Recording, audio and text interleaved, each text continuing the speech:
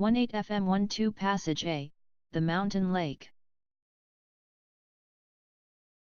In this passage, the writer describes a remote mountain lake in Ireland and tells what happened on a family trip to fish for brown trout.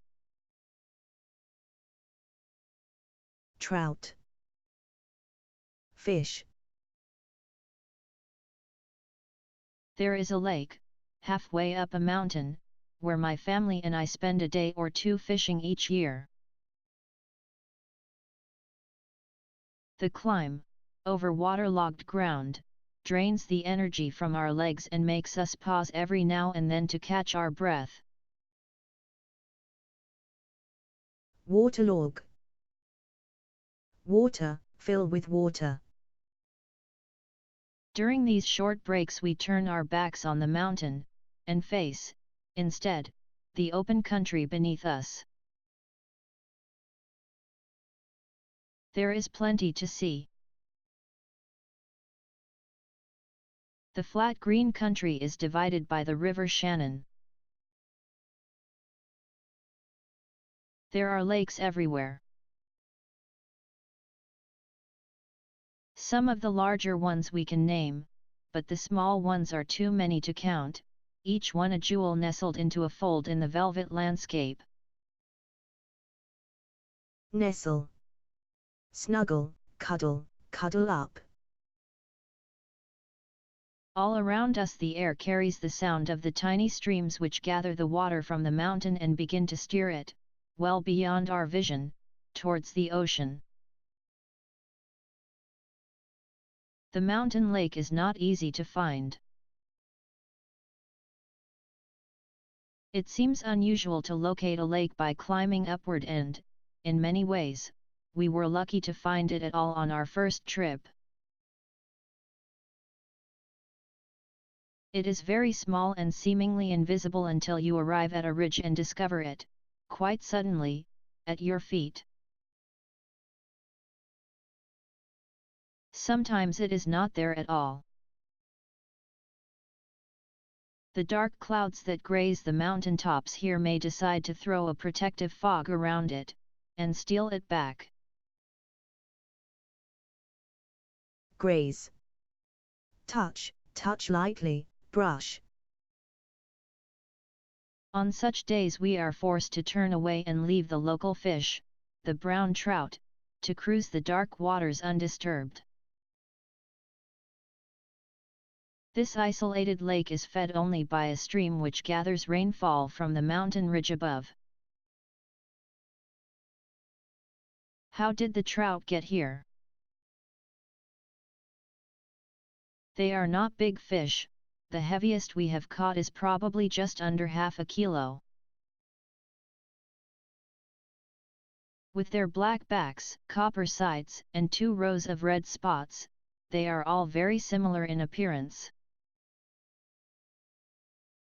It seems to me that their strict conformity to a shared dress code might say something about their history. Conformity. Compliance with, adherence to, accordance with.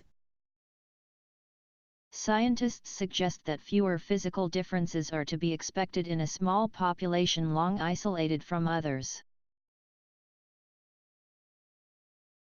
In my imagination, they are the descendants of ancestors which colonized these waters in prehistoric times.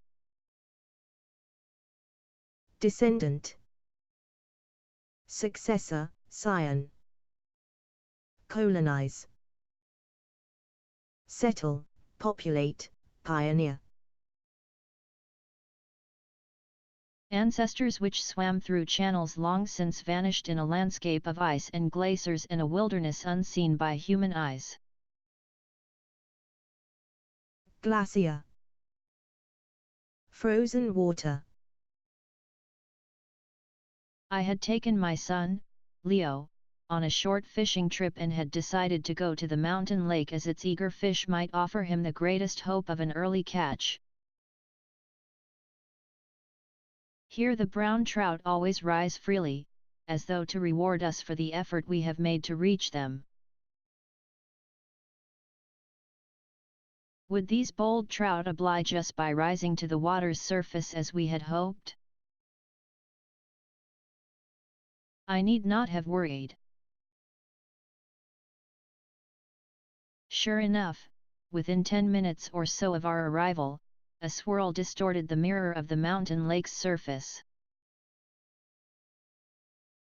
Swirl,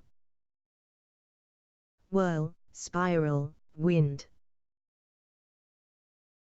A few moments later, we were admiring the varnished scales of Leo's first trout before he gently lowered it into the lake once more and let the black water reclaim it. Reclaim. Get back, claim back, recover. To celebrate Leo's first trout, I painted a watercolor picture of it. It is framed now and hangs on his bedroom wall. It is not a good painting. While its proportions are approximately correct and its colors resemble the original, I could no more capture its beauty using paints than I now can, using words. If you wish to see for yourself how beautiful these trout really are, you must go there, and hope that, for a few hours at least, the clouds will surrender the mountain lake to you.